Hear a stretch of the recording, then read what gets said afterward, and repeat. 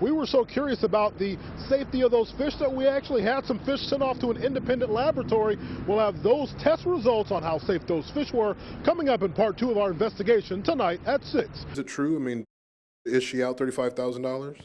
No, she lived there. They lived there for almost 2 years. One of the claims that came into our station was that land was donated for a community center to be built on. Do you know if that's true or not? That's about half true.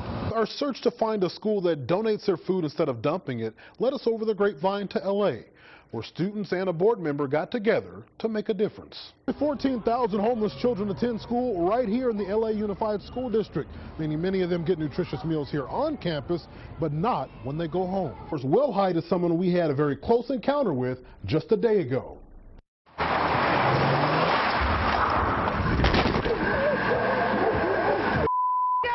For nearly a year, residents have been calling us, telling us that charges are mysteriously showing up on their home phone bills. So we decided to come to San Francisco and ask the Public Utilities Commission exactly what's going on. Has a representative from the CPUC went to the legislator and said we have these abuses going on and there may be a change needed to this? I'm not aware of that contact. Tonight, if you have an animal issue, whether it be pit bull related or any type of dog, we have the problem solver set open tonight. Experts here from animal control and from also rescue shelters taking your questions. So call in that number 869-2229. Now, I'm sorry. Completely devastated. She kept reassuring me everything was going to be okay. We were not going to lose the house. I knew she was lying to me as soon as those letters started coming in. In 2009, Jennifer Hallett was one of several calls received on our tip line that investor Alice Canton had cheated them out of their home and their $30,000 deposit. Hi, how are you? I'm Anthony Bailey. I'm a reporter with Eyewitness News. We found Alice running a hypnosis clinic on Stockdale Highway. Is she out $35,000? No, she lived there. Alice repeatedly denied the whole thing. This whole situation with Dan Cook is Dan Cook, not me. Go talk to Dan Cook. How many of you had a bad real estate deal with Alice Canton? Let me see you raise your hands. 24 hours later, we had a bleacher full of people making the same accusations. Friday afternoon, we caught up with 2 of them for their reaction. There's relief there. Relief. You know, to know that she ain't gonna hurt or destroy another person's dreams, you know, it's just glorified. Relief, the Bakersfield Police and the District Attorney's Real Estate Fraud Unit had gathered enough evidence for the next step. Last night, Dawn Canton and Alice Canton were both arrested on $1 million warrants. District Attorney Gordon Eisen says Alice sits accused of 44 counts involving homeowners and renters. They paid out funds in advance for a down payment on a house on a rent-to-own basis when there was no chance that they could have ever actually gotten a home. Dawn stands accused of acting as a notary without a license. On a recent visit to a Bakersfield City school, officials stressed to us that healthy eating is a priority. We'd like to encourage the kids to try the fresh fruits and vegetables. Items many choose not to eat and later end up being thrown away. Spokesperson Steve Gabbitas acknowledged the district does see its fair share of food going right into the trash. There's always, some amount of food that ends up being wasted. Now, with 41 schools, BCSD is the largest elementary district in the city. 94% of those students receive free or reduced lunches paid in part by your tax dollars. We ask if donating their unused food to charity would be a better use of taxpayer-funded food. The law prohibits us from reusing any food. Gabbitas sent us a regulation called CalCode that the district believes prevented the school from being able to donate food. But did the regulation really prevent the school from donating? We wanted to see for ourselves. We do not see a risk if they wanted to donate that. Donna Fenton works with the department that permits school kitchens. This CalCode does not have any stipulation that they cannot donate that food to a charitable organization. Fenton says, according to CalCode, donations actually are allowed, and food donation guidelines are already in place. There is actually a section in CalCode that exempts them from liability once they've donated the food. So next we were off to see what was happening at the high school level. Everything we serve them has a purpose. For Food Service Director Sharon Briel, getting high school students to choose healthy food over their fast food competitors presented a unique challenge. Their role is not to provide nutrition, their role is to make you have a nice experience. And changing the way students think about food is not only her goal, but it's actually a guideline from the federal government. To ensure students have a balanced meal, the USDA requires students take a minimum of 3 items for lunch. Regulations Briel says has come with a very big side effect.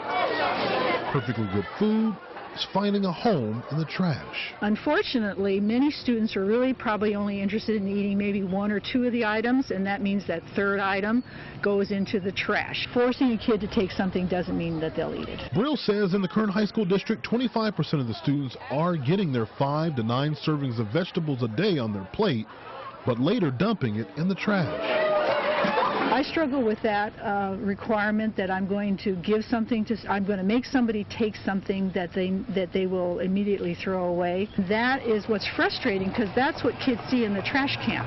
And they go, wow, that's terrible. We shouldn't be wasting. So why hasn't the current high school district donated that food instead of dumping it? We just haven't ever had anyone ask us, could we have this food? Briel says she would actually be open to the idea. If we haven't served it to anyone, as long as we follow all the relevant health codes to keep it cold or keep it hot, we could donate that to an agency. Charities would still have some logistics to work out, like presenting acceptable insurance. Donations sure to be welcomed by charities like the Kern County Food Bank. It would have a significant impact. Balancing the scales of an economy that has turned donors into recipients. A lot of other households that used to give are now needing to receive returns. What about with agencies like schools or other things that are of that nature? We've never really explored that either. So, but we would be open to that conversation. So as it turns out, a conversation is the missing link in this fight against hunger. Over the last several years, pit bull attacks have made headlines in cities around the country, including right here in Kern County. During the course of our investigation, we've heard from countless victims worried about their family's safety. This is a family neighborhood, and we don't want to have to worry about dogs coming through and attacking our children. So we began to look into the laws. During our investigation, we learned that there are laws on the books in dozens of cities from Yakima, Washington to Cincinnati, Ohio. But how was the law working? We wanted to see for ourselves. When you think of Denver, you may think of the sights and sounds of the Coors Brewing Company or the mile-high battles going on here at the Denver Broncos at Invesco Field. But over the last several years, a new battle has been brewing with the residents of this town just a few short miles away in downtown Denver. That emerging fight over whether the city should overturn its ban on pit bulls.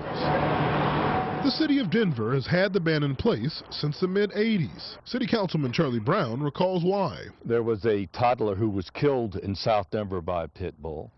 And then there was a reverend who was walking in an alley in central Denver who was attacked. Brown says the reverend nearly escaped with his life thanks to an alert neighbor. And after trying to get the pit bull off with a 2x4, and the pit bull would not let go, he went into his house and got a shotgun and shot the dog. But if he had not had a gun, I'm sure the reverend would have died.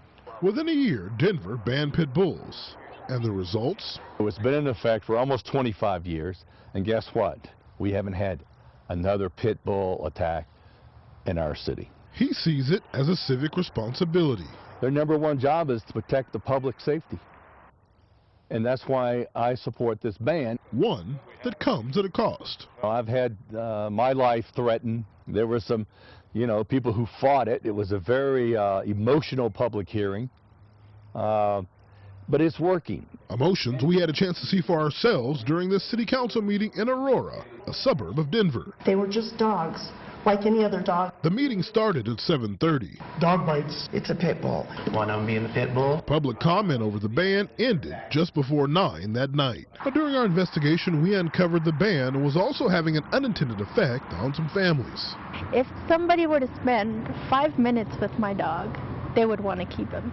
Jessica owned a pit bull when Aurora's ban was put into place in 2005. Now, she and others were allowed to keep their pits if the dogs were registered and kept contained in yards. Owners also had to obtain $100,000 in homeowners insurance. But a few months ago, something happened. My brother called me and said the dog's not here. Having violated one of the rules, the dog was taken to a shelter about an hour and a half outside the city. I go and see him every 2 weeks when I get paid to be able to afford the gas up there. Brief encounters, bringing lasting pain. I had to put him back in his kennel. And it was very heartbreaking for me because he saw me grab the leash. He didn't know I was going to put him back in the kennel. He thought he was going to go home. So he stood up all proud, and he saw me walking him back into the kennel, and he started crying, and he didn't want to go in. It's the least she could do for a dog whose keen sense she credits with saving her son's life. He stood next to my son, sniffing at his chest and crying. The events of that night still very fresh in her memory. And I thought nothing of it at first. So we were going to go to sleep, but my dog wouldn't stop. Crying that led Jessica to take her son to the emergency room. She would later learn he was having an asthmatic episode and losing oxygen. He would be there for the next 2 days. They told me when I checked him into the hospital that had I not taken him then, my son would not have woken up. He would not have survived that night. Now she is making plans to uproot her family, leaving the city she loves to save the one that saved her son. When we first started parking there, there's no problems at all. This man who didn't want to be identified works at a business nearby James and Airport Drive. He says for quite some time employees have made good use of street parking available. But he says recently owners of West Equipment Sales began making things difficult. The curb where we were parking at was painted red illegally. He says the next round of deterrence would cost him a few tires. They threw out, I don't know who, threw out a whole bunch of nails onto the street, like spiked nails with rubber washers. Unfortunately, there were so many nails in both of my tires that I couldn't have them repaired, and I had to purchase new tires. Monday morning during our visit, we noticed the uneven red painted curb and a variety of puncture-prone items that line the street.